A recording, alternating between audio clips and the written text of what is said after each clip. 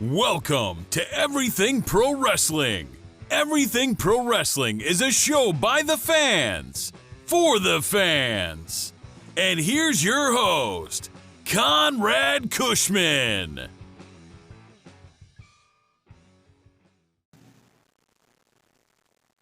This is Evolve Wrestling's Anthony Green, and you are listening to Everything Pro Wrestling on Brainbuster Radio. You're listening to Brainbuster Radio.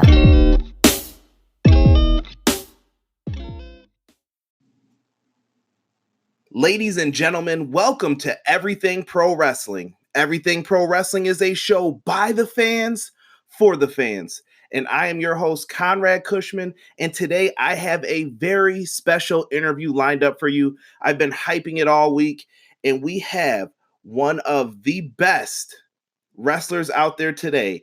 We have the Uncle Jesse of pro wrestling, the new kid on the block, PWI's one to watch. He's from Danger Town. It's the Retrosexual Anthony Green. Anthony Green, how are you, sir? I am absolutely wonderful. How about yourself? I'm doing good. I wanted to talk to you. The first thing that we probably have to talk about is your signing to Evolve. What was that like, man? Well, honestly, it was a long road to get to that point. As you know, they do a lot of like seminars and tryouts, and they have a lot of awesome guest trainers. They've had Drew Gulak has run them before, Chris Hero, aka Cassius Ono. I could go on and on with the guys. Steve Carino, Robbie Brookside. They've had a ton of guys. I did the first ever camp back in 2015, October 2015, and basically I was just another guy there. I didn't really stand out. And then in December this past year, I did another one where I was actually chosen to wrestle on the show, and I clearly did enough where I was brought back, and I stayed in contact with WWN and Gabe. And I was brought back in March, which is where I grabbed the famous brass balloon, and I had the opportunity later asking me if I was available WrestleMania weekend for one show. I said absolutely. It happened to be a six-way, which turned into a seven-person scramble match at the WWN Super Show Mercury Rising for a contract. And I guess you know as well as I know how that turned out. I was able to beat Harlem Bravado out of the last two people and earn myself a contract. And even once the bell rung and I won it, it still didn't feel real to me, I guess. Like, it's just such a surreal thing. I've been wrestling close to 7 years now, and I always thought, hey, I'm definitely going to make it somewhere. But there's always that thought in the back of your mind, like, are you really going to do it? Can you really do it? And that kind of validated it for me, at least, when I finally got to sign the contract in the ring with Trevin. And like, I had my girlfriend was there, my best friend Josh Briggs was there. So just having like a lot of my friends and basically my family there just meant more than like anything ever could have. Yeah, that's really awesome. I love to see like someone's dreams come true to where they get that contract. I think sometimes as wrestling fans, we can all get wrapped up into the drama and, oh, I don't like this guy because of this. But at the end of the day, like, that's a person's dream. And that's like everything America's about. And it's so good to see someone achieve their dreams. So with all that being said, I have some questions for you if you don't mind answering a few. No, absolutely. So only a few though. First, what's life like for Anthony Green? Basically, I want to talk to you about like what sports did you play growing up, if any, and like who provided you with your wrestling influence to let you like who gave you that first taste of pro wrestling? Yeah. When I was younger, I always played sports, not even because I liked them, I think, but more because I just wanted to see, can I do it? How far can I get doing it? So at like a young age, I was playing baseball. I played soccer. I joined a bowling team. Like a lot of like the honor sports as well. Like I wanted to try tennis and ping pong, just anything I could really like get, a ball and a racket or whatever it may be, a glove, a bat. Just I wanted to try everything. I played basketball as well. Up until 8th grade, I played soccer up until my freshman year of high school. And then after that, I always loved wrestling, but I think at that point, that's where I really decided, hey, maybe I wanna pursue pro wrestling. At the age around 15 is when I decided I wanted to do stuff in the business, like seriously. The love of wrestling came at a really young age, to the point where I'm not even sure how old I was, because it could have been from tape or it could have been live. But I remember like old WCW, like Hulk Hogan coming in wrestling Ric Flair. And that had to have been maybe 95, 96. That means I was only like 2 or 3 years old watching. I'm not sure how possible that was, but my mom was a fan. At least she was then, not so much now once it grew into an obsession. But that's kind of what sparked the interest. And I think I realized that it was like a capability to be a part of it. Like I had all the action figures, but it wasn't until the first season of WWF Tough Enough where I saw just like regular people basically go from average Joes to becoming WWF superstars. And I think that really made me believe, like I'll just be on the next season of Tough Enough as I was like 8 years old. And that made me realize that, like there is a way to go somewhere and get trained from the ground up. And it's not like people are just born professional wrestlers. It's crazy too. Thinking about it, I'm very similar to you when it comes to the fact of I don't remember when I started watching wrestling, and a lot of people always look at me like, well, tell me when. And I'm like, dude, I really can't tell you. I remember going to preschool when I was 3 years old, and for show and tell, I brought Demolition action figures in. Looking back at it, I thought it was the coolest idea. My teachers were probably like, are these gimps? Like, what is going on right now? And why do these dudes have leather masks on? I'm like, oh, craziness. But I can't really remember. And the other thing with Tough Enough, I read, and this is how I knew I was going to get along with you really well. You are a Maven fan from that first season. Maven is my childhood favorite wrestler of all time. I respect it, man. And Maven had a really, really good theme too. Like I can't say anything bad about that theme. It's possible that he had the best wrestling theme song in history. It was really good, man. I was a big fan of Maven. Like when it came down to Maven, Chris Harvard or Chris Nowinski and Josh Matthews, like my soul was tearing because those were like my top 3 watching it. I just remember watching that as a kid, and it was good stuff. I remember I was rooting for Maven and Josh. I couldn't choose between the two. I was glad it wasn't Chris Nowinski. He ended up being a super big bad guy on TV. So I'm glad I chose the two that I wanted to win. Yeah, me too, man. And you know what? They all still had lives in pro wrestling afterwards, and that's really awesome for them. Next question I have for you is, what are some of your hobbies outside of pro wrestling? I know that you probably have a lot of good things going on. I see that you like to buy Zubas, and I'm in Buffalo, New York, so I hope that you got a pair of Buffalo Bills Zubas. Go Bills this season. But what else do you like to do? So to the Zubas question, sort of, I do not own Buffalo Bills Zubas, but I did actually get a chance to go to the Zubas store in Niagara Falls before it closed down. So that was cool. And honestly, I don't have many hobbies. I like to watch wrestling. I like to go to the gym, and I do have a sick obsession with collecting action figures. I think my action figure collection is probably my biggest hobby. Out of all of them, it's like the one thing I can say that I do. I actually have a collection page on Instagram. It's at Retro Collects Stuff. And I have like old autographed 8x10s that I post. programs, action figures, DVDs. I collect a ton of different like wrestling memorabilia. That's all on there, and you can see how sick my obsession actually is. I'm going to have to follow that account immediately after the show because I want to see this stuff. So when you say action figures, now it's more than just wrestling, or is it all wrestling stuff?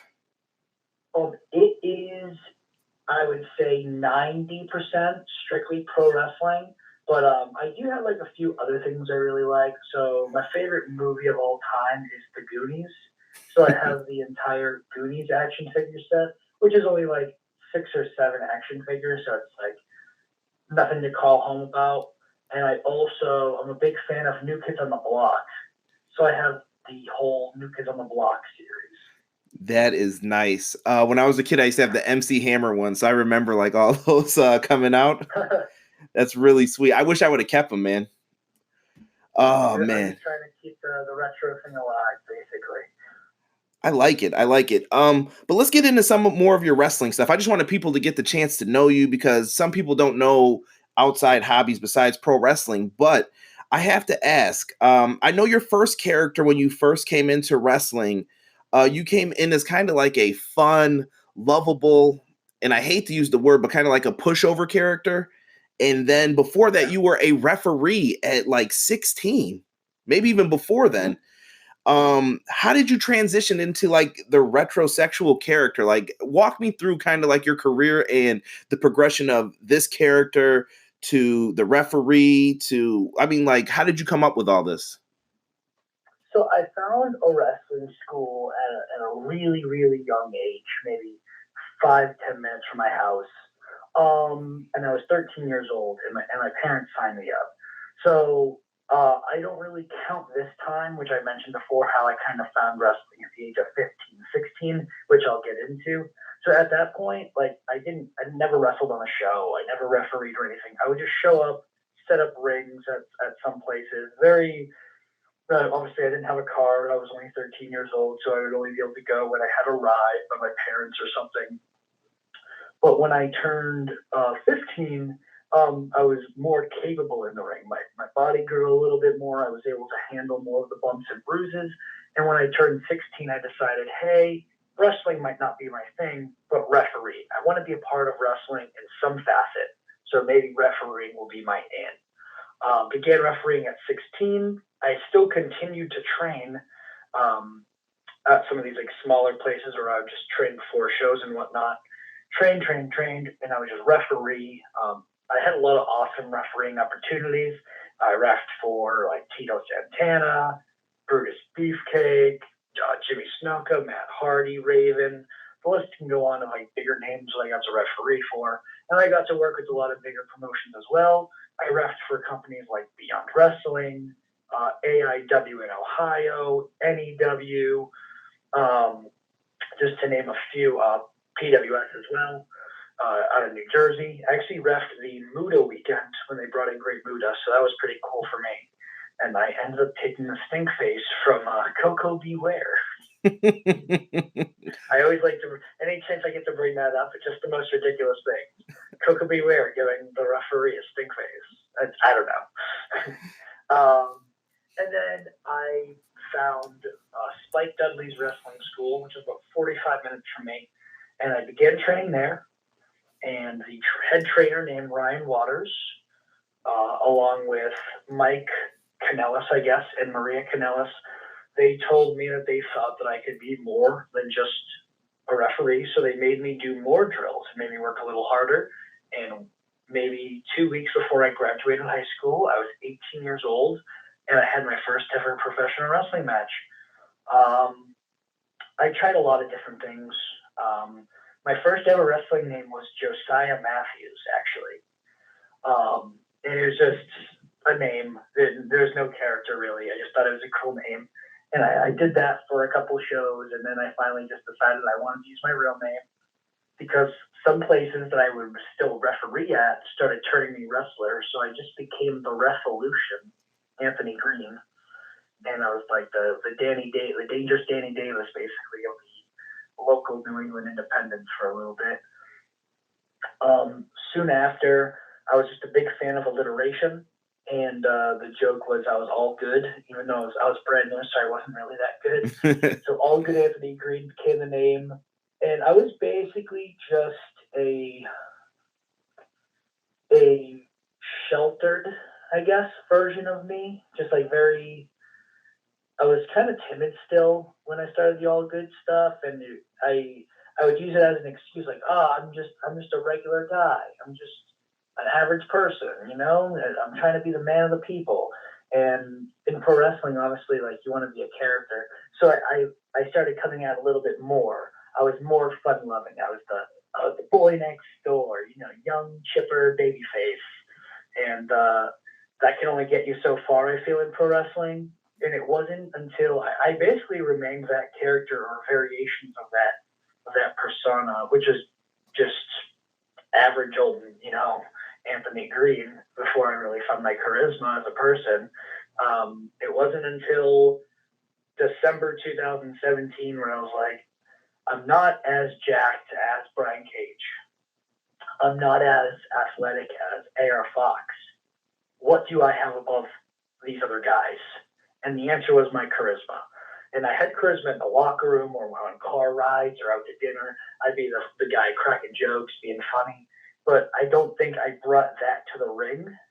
And it wasn't until I was in a group chat with Donovan Dijak, my trainer Brian Fury, where I moved to later, my buddy Scotty Slade and Mikey Webb, where I just kind of threw the idea out there, just the name. I said, what do you guys think of the Retrosexual? And they all said they loved the name and asked me what the character would be. And I just kind of explained, like, it's me, Anthony Green, just kind of turned up to 100. I already love 80s movies and music. I already wear Zubaz out in public. I love to wear fanny packs. All I'm going to do now is I'm just going to shave my beard and do a mustache and give myself some sweet sideburns. And I'm already halfway there. And then it was just a matter of tweaking the character and fine-tuning the character to what it is now. That's really unbelievable to think about, just your transition from pro wrestling and for how long you've been doing it. To me, when I read over like some of your bio and stuff, it seemed like you're like a veteran basically in this business. I don't know if you are treated as such, but that's really amazing, from the passion of a 13-year-old to today, to see you at Evolve and all these big events now. What advice would you have for someone who is trying to get into the pro wrestling business that's maybe stuck in a referee spot, in like a House of Glory or something, and they want to be a wrestler, but they're just stuck in that referee mode? Do you have any advice for them, or? I think, yeah. The phrase, like, you need to go all in, is obviously a very popular term right now, but I think it's 100% true. You just need to you need to bet on yourself. You need to be all in on yourself.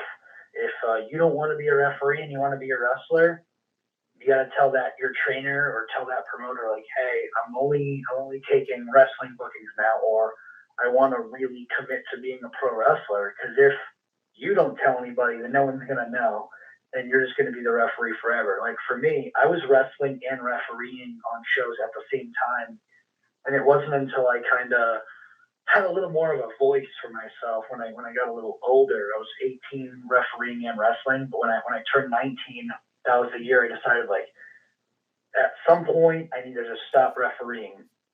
So regardless if that meant the promotion did an angle where I got pushed or something, or I got hit, and that's how they switched me over, or they just turned me over cold and the next show I wrestled, that happened sometimes. But there were some places that said, hey, I don't have a spot for you as a wrestler. And in my head, I used that as, I guess, a way to push me to say, you know what, I'm going to be on your shows one day. Just wait, and you're going to have to contact me. So it's probably a good feeling too, right? Oh, the absolute best feeling. All right. I have a weird question for you next. So let's just say you had to get back into tag team pro wrestling, so to speak, because I know that you've been in tag teams with so many different people. Brick, Mike, is it Pavia? Pavia? Pava, excuse me, and Cam Zagami. Like you've teamed up with so many guys. Who would you pick as a tag team partner today? A lot of great choices. And you know what? We'll disqualify any of the previous names. I don't want you to go back to them. All right. So I could choose anybody? Anybody. Alive? Yeah. All right. Because I would have chose Rick Rude. I think him and I would just mesh real well. I think the character would mesh really well with like a Joey Ryan. I think that's like the perfect answer. I could see that. Hopefully you guys don't have to share the same lollipop. Oh yeah, let's not. Joey's a sick man. He's the one guy in wrestling that I'm just like, you can always surprise me and find a way to do it. But I think you two would mesh. It blows my mind sometimes. He has like 4 or 5 lollipops in his trunk. There's just something not right about that when I watch this, and it's one of those weird moments when people like watch pro wrestling with you. You just know certain moments that you're just like, oh god, I hope none of my friends who are like casuals are coming and they're like watching this like, dude, what are you watching right now? I don't want to talk about it. I'll explain it later. That is really good. Now we have a show coming up here in Buffalo, New York, on May 18th. And you're going to be in my local area for Empire State Wrestling. And I think I was asked a question on my regular podcast on Wednesday. Who are some unsigned talents that you think people need to be on the lookout for? Your name came up, but so did this gentleman that you're wrestling, Kevin Bennett, the Remix. I really think that you two are going to tear it up, and you have potential to be match of the night at ESW. Tell me, how did you get involved with ESW and your excitement to face Kevin Bennett? So I believe Josh Briggs was asked to be on the card originally before he hurt his hip, and he needed another guy as well, and I live local to Josh, so I ended up getting booked as well, and they just kind of decided to keep me on the show, which I was very excited for. ESW is a place that I've read about, and I've seen a lot of footage, and I know a lot of the guys that have come out of there, like Daniel Garcia, Puff, Kevin Blackwood, Kevin Bennett as well. I'm very excited. I had no idea Ultimo Dragon was going to be on the show. It's my first time I'm ever going to meet Ultimo Dragon, so that's pretty sick. And I was actually talking to Pepper Parks about it, and I told him that my match on May 18th, it's going to be hip-hop versus 80s new wave. So, and I think you guys could have a lot of fun with that. Kevin is a tremendous rapper as well. I've seen some of his YouTube videos of him rapping. I would love to see you guys. You guys could have so much fun, even if it was just a segment. That's what I was thinking instantly. Like, you don't even have to wrestle in the ring for this to be so entertaining. You guys can do a lot, but I look forward to seeing you both get in that ring on May 18th. Thank you. Yes, and real quick, we're going to take a short break, and then we will be right back to finish this interview with the Retrosexual Anthony Green. Hey everyone, David Conrad here, owner of the Gorilla Position Wrestle Store. We're an online store headquartered in San Antonio, Texas, bringing you the best and original wrestling shirts, accessories, collectibles, and more. We're glad to be partnering with Brainbuster Radio, and to thank them and to thank you, we're offering 10% off all purchases with the coupon code BRAINBUSTA. That's BRAINBUSTA. You can find us on Facebook, Twitter, and Instagram under @GPWrestleStore, or check out our website, www.gpwrestlestore.com. Remember, when you want the best wrestling experience, you gotta hang out in Gorilla Position. Hey wrestling fans, this is Conrad Cushman from Everything Pro Wrestling, and I hope you're enjoying this interview with the Retrosexual Anthony Green. And I wanted to take time out to give a quick shout out to my friends at Everything College Basketball. Big shout out to Josh, Tyler, and Peyton. These guys are covering everything in the college basketball world, from off-season news to all the latest in college recruits. So make sure you check out Everything College Basketball and give their podcast a subscribe.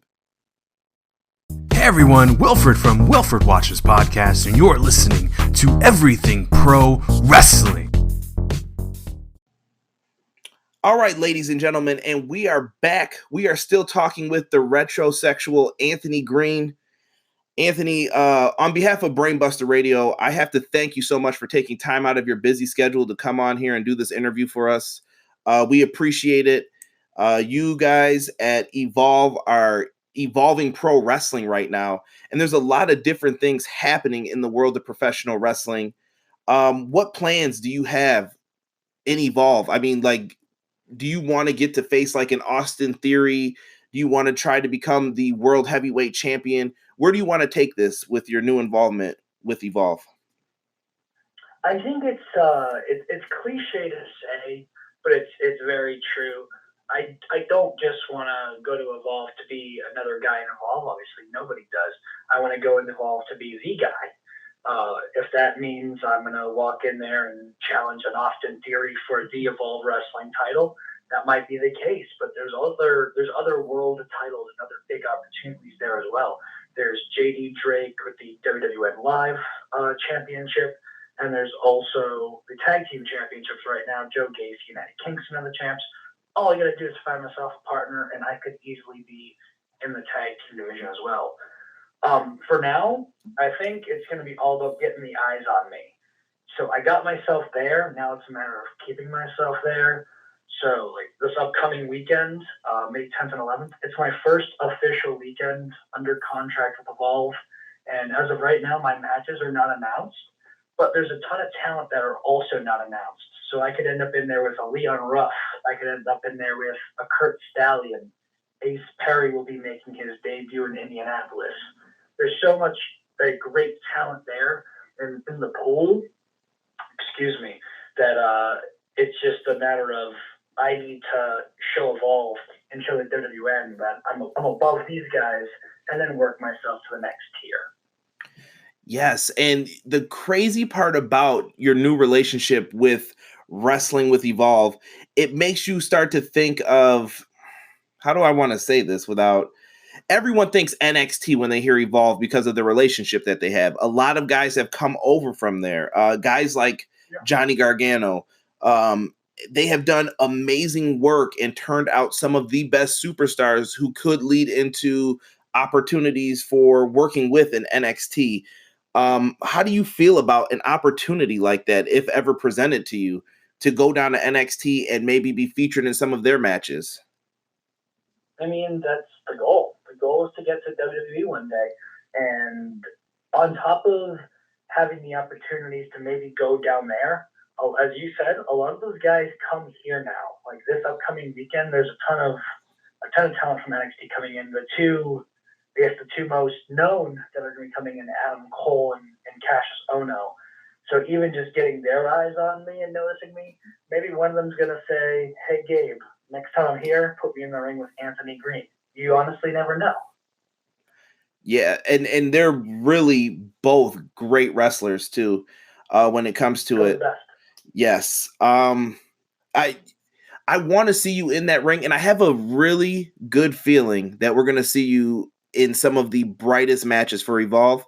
I just have that feeling for it, and I want to wish you the best of luck when you're in the ring doing that. Now, I got to ask you a question that's on a lot of the fans' minds. The Platinum Bunnies. We got to talk about them. Where did you get these girls? And I have to give you a shout out. I think you had a match with Max Caster, and they came out, and I laughed so hard when I saw the Judy on the back of their tights. Instant pop for me. I don't know if that was your idea or whose idea that was, but an instant pop. But how did you meet these ladies? So, how did I meet them, or how were they lucky enough to meet me? No, actually, both of them train at the New England Pro Wrestling Academy. So they do wrestle as well, and one of them happens to be my girlfriend, Ava Everett. So I kind of looked into that situation, and basically, there was a big show for Chaotic Wrestling last year, and they wanted me to have a like WrestleMania style entrance. So the idea was I come out to the ring with these two beautiful blonde women, and they already had the tag name that they wanted to be the Platinum Honeys. So it kind of just worked out because it was before they were ring ready to have matches, but it was great exposure for them just to get in front of crowds. And that's kind of just how the Platinum Honeys thing started. And then slowly but surely, more and more promotions were asking for the girls. So it was just a reason to get them even more exposure. And now it seems like it's just one like great act with the three of you. I think you guys mesh really well together as a team, and I hope that they stay involved with your act. Really good stuff. Who comes up with the ideas for the trio though? Is it like all three of you brainstorm together, or do you come up with ideas and you're tossing them out at them like, hey, we should do this week? When it comes to the outfits, that's 100% them. I can't even dress myself sometimes. But when it comes to like the in-ring or promos or anything like that, when it comes to us three, it's usually my ideas. Very nice, very nice. And I know you're a busy man, but I kind of wanted to give you like some names and throw some random things at you, and then you kind of just give me whatever comes to your mind at first. Is that fair? All right. Oh, that's perfect. Cool. Let's do this then. Let's go with Chaotic Wrestling. My home. Spike Dudley. Great trainer. Also great wrestler. MJF. Better than you, and you know it. He was so mean to me on Twitter. Mean to me.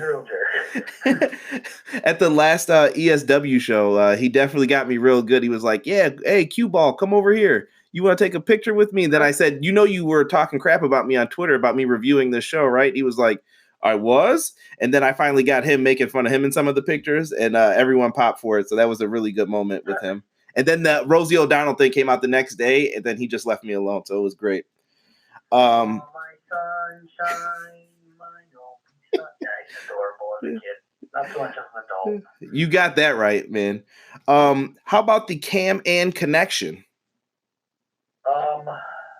Really good times for me. I felt like it really taught me how to be a tag team wrestler.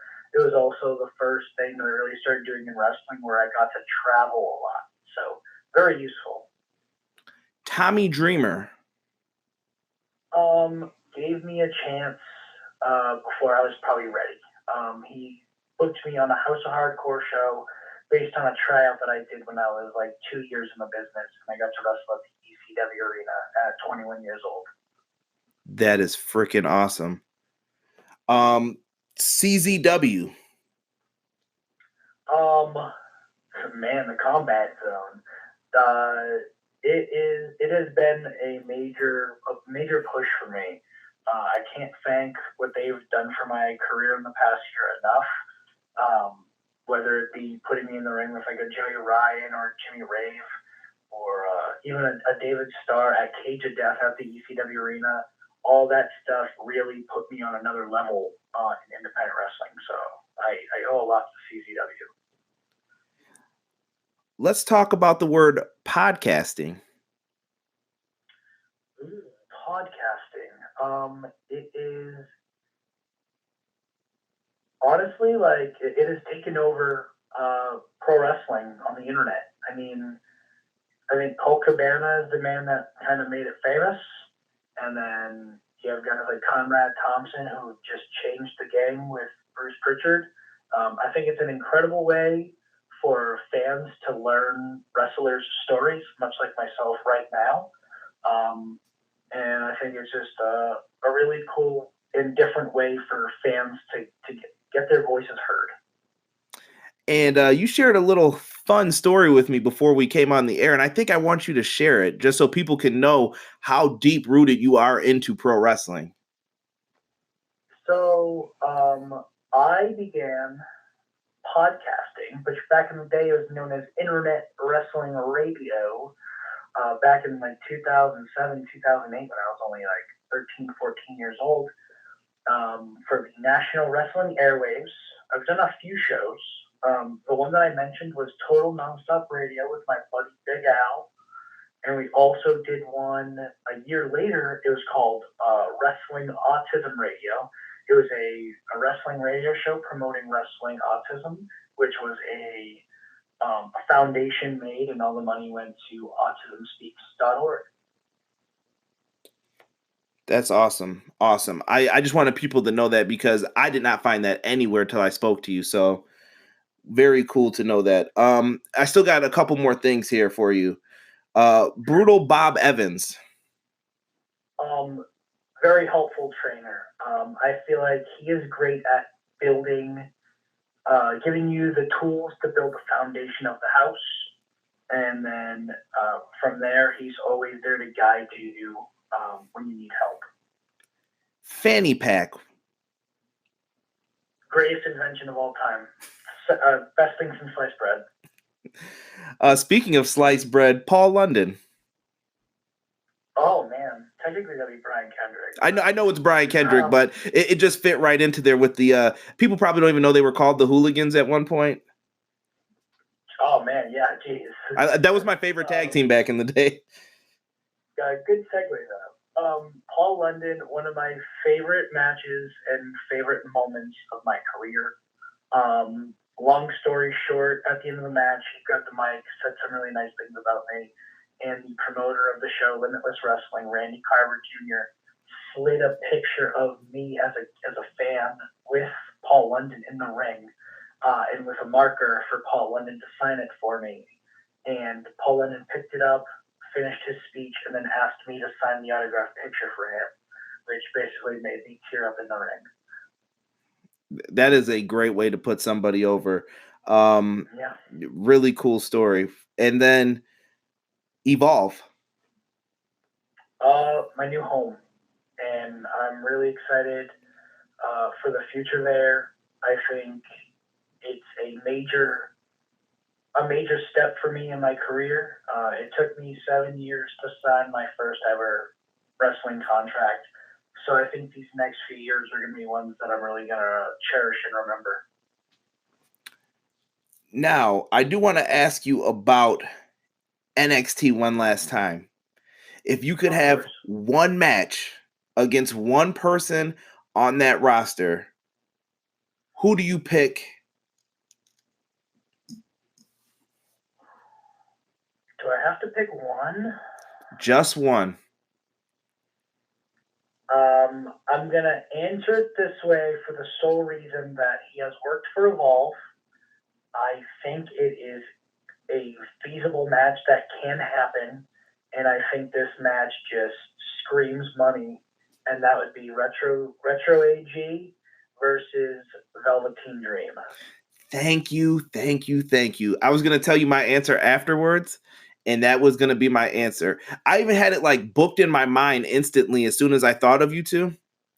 I thought of some really good stuff. You know how the Velveteen Dream's coming out now on the couch and everything? The girls push him out on the couch. Oh, yeah. So he comes out on the big purple leather couch, and, he's got the Prince theme and everything going on.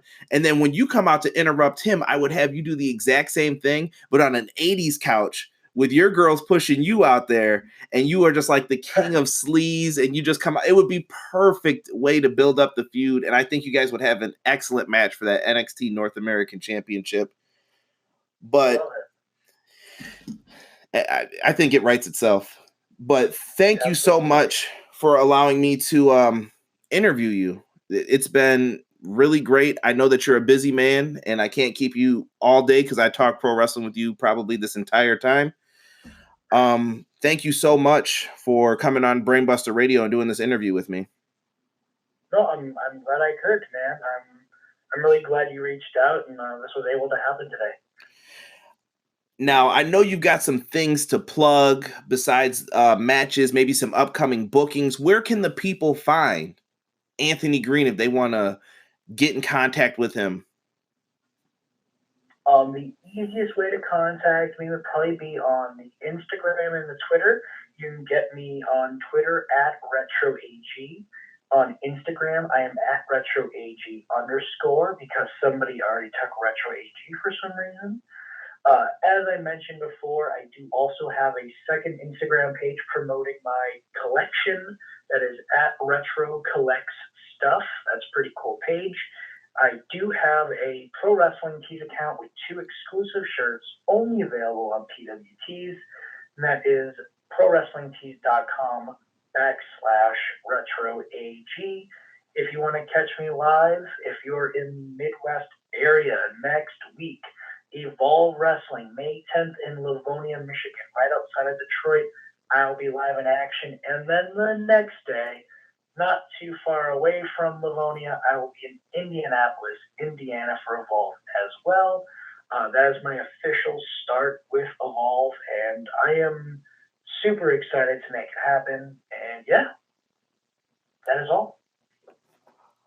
Ladies and gentlemen, one last time, I have to thank the Retrosexual Anthony Green for coming on Brainbuster Radio and doing this awesome interview. Thank you so much. Make sure you give this man a follow and check out his matches. Go on YouTube and type his name in. You guys will be amazed at the character that this man has and the charisma that's oozing out of him. Thank you, Anthony Green. Well, thank you very much.